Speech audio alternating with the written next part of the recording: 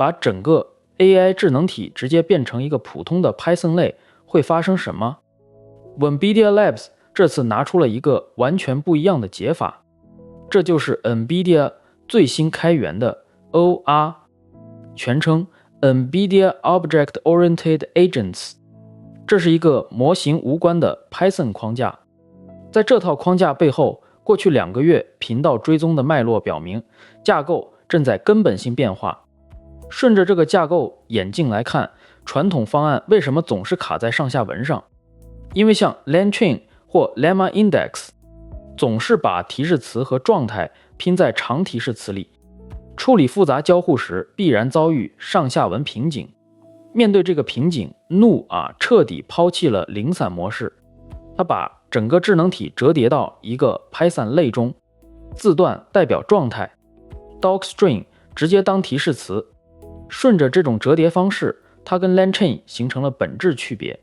它不把所有状态盲目序列化进提示词，而是通过引用传递 Live Object， 让大模型直接对内存对象切片和迭代。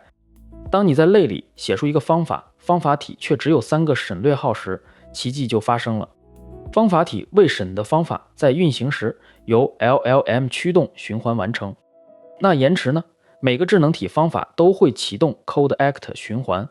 它把整个 AI 智能体直接变成一个原生 Python 类，用 Docstring 当提示词。模型通过 Jupyter 风格的 REPL 交互，直到返回通过类型验证的值。带着这些验证过的值， NVIDIA 调研了14个现有框架，拿出了包含 SWE Bench Verified、Terminal Bench 2.0 和 RARC AGI3 在内的完整评估基准。生态落地方面，可选址包括 NoRA、CAOI、NoRMemory 和 NoRBench。NoRSAOI 提供 NoR 命令和 Trace Viewer 和 EVO Runner。NoRMemory 提供 Long-Term Memory 子系统 Memory Manager。NoRBench 提供 Bench Agent 和 Harbor Benchmark Runner。模块齐全，官方暂未给出与传统框架的直接跑分对比。传统框架靠长提示词拼状态， NoR 用引用传递 Live Object， 绕过上下文瓶颈。但它让开发者能用编写普通 Python 软件的测试和追踪工作流来调试智能体。怎么保证模型写 Python 时的安全性？注意它的风险。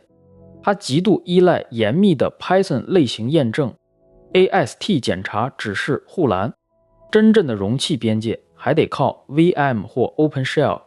面对这层容器边界，最后需要一份上手避坑清单，先确认项目是否需要复杂状态交互，检存和底层类型规范不达标时，先别贸然替换旧框架，拿走试试。